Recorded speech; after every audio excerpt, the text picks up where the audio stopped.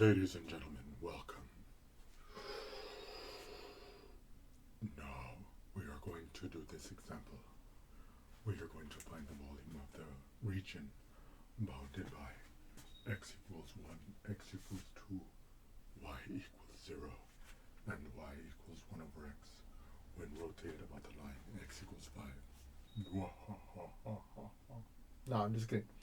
But this is the problem we're going to solve, okay? Find the volume of the region bounded by x equals 1, x equals 2, y equals 0, and y equals 1 over x when rotated about the line x equals 5. Whenever you're going to do a volume problem with an integral, such as this case here, I always recommend that you draw the figure that is indicated, because that's going to give us a good visual representation of what the object is that we're going to find the volume of, but also it's going to give us an insight into how to solve it, whether it's better to use the disk method, the washer method, or whether it's better for us to use the cylindrical shells method, and how we're going to set up like the different parameters of the integral.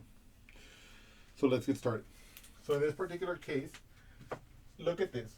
I'm talking about the line x equals 1, x equals 2, y equals 0, and y equals 1 over x. So if I think about that in my brain, x equals 1 is the vertical line that goes through the x-axis at 1. X equals 2 is the vertical line that goes through the x-axis at 2. Y equals 0 is just another name for the horizontal line that's coincident with the x-axis. And y equals 1 over x. For in this region of in the positive x region, which is where x equals 1 and x equals 2 is, and which is also in between those values, we can see that 1 over x is positive, right? Taking on the values from 1 over 1, which is 1, to 1 over 2. So in other words, what I was saying here is that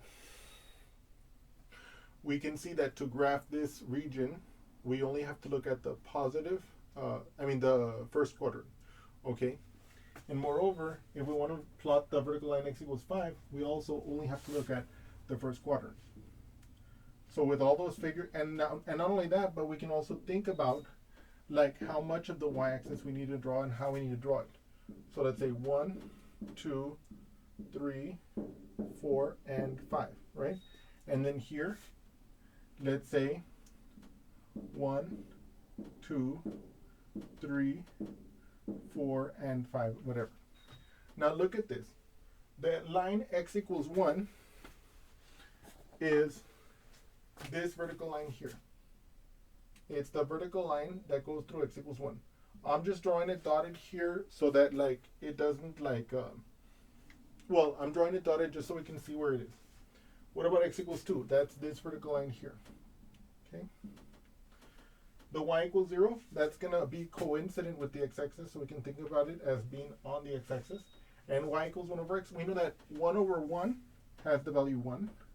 1 over 2 has the value 1/2, and we know that it'll curve like this. It's if you were to look at it as a graph, you would see that it looks like this. Okay. And so the piece that is of interest to us here is just this little piece here, like this. See? And so this is our region actually. Okay. That's our region.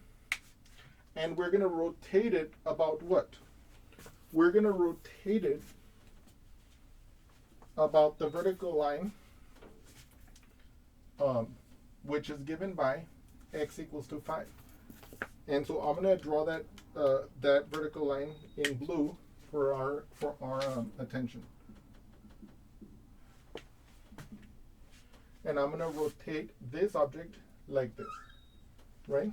I always recommend you draw your figure, your axis of rotation, and how you're going to rotate it, okay? Okay. Because that will help you get the best result possible in your drawing. I mean, in your thinking. Well, in your drawing and in your thinking of the problem. Now, what's the first thing we can look at here? I can see that if this is my cross section and I wrap it around the circle that is formed by me rotating it about this vertical line x equals 5, I can see that it'll be cylindrically symmetric. What do I mean? I mean that if if I'm this far away from the, well, not if I'm this far.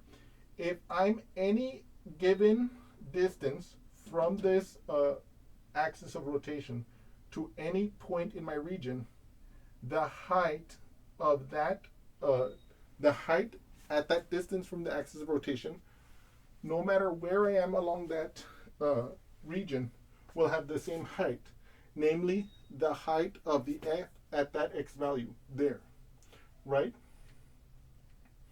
And since I have that cylindrical symmetry, I know that I can use the cylindrical shells method best. And so in fact, we're going to solve this one with cylindrical shells.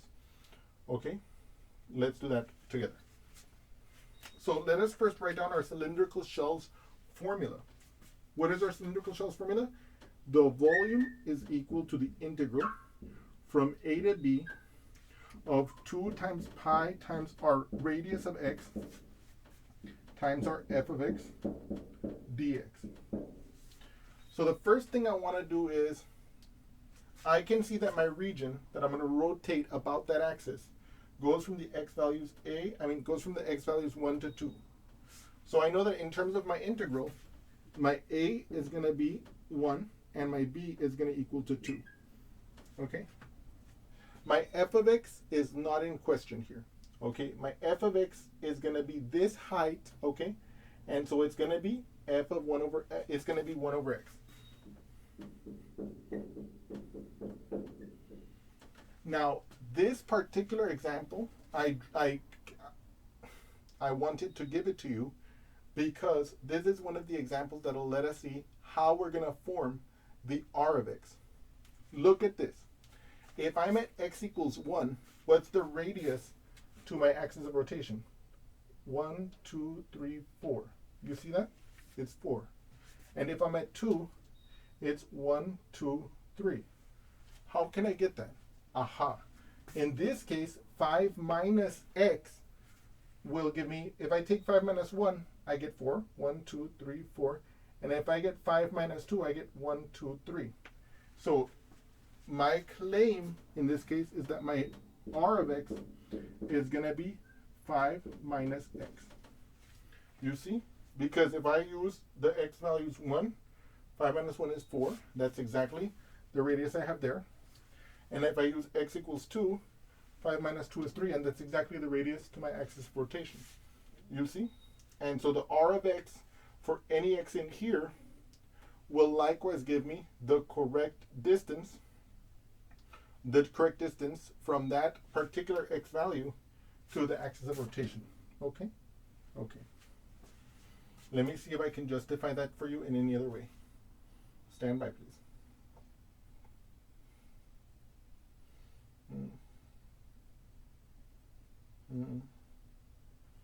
Stand by, please.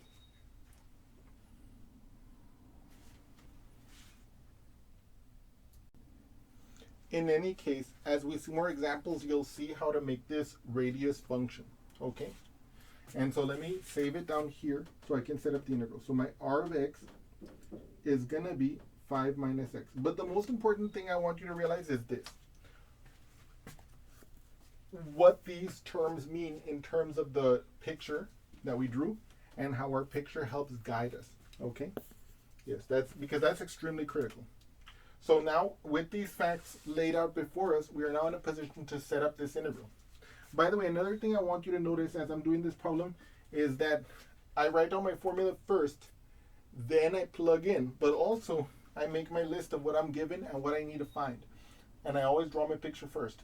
Again, you want to get a systematic process going to solve these problems so that you can, once you master it, you can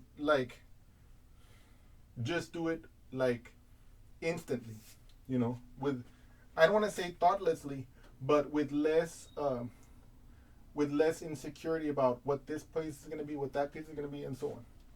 So it's from 1 to 2 of 2 times pi times my r of x, which is 5 minus x,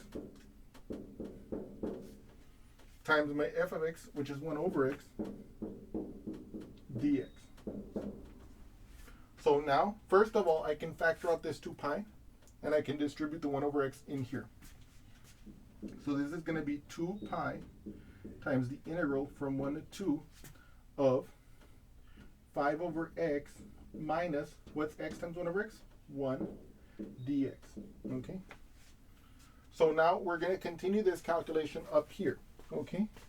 So this is going to be equal to 2 pi times, and here I'm just going to break it up, so let me break it up into pieces here.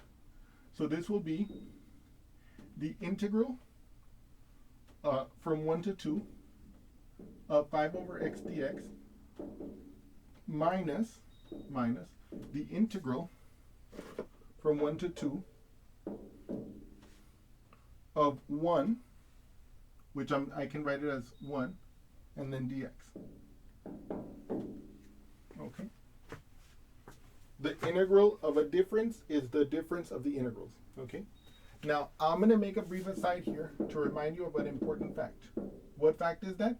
The integral of 1 over x dx is equal to the natural log of the absolute value of x plus the integration constant c. Okay. And of course, and so then here I can use that fact to continue this calculation here. This equals 2 times pi times, open bracket, 5 times that integral, but what will that be? That's 1 over x.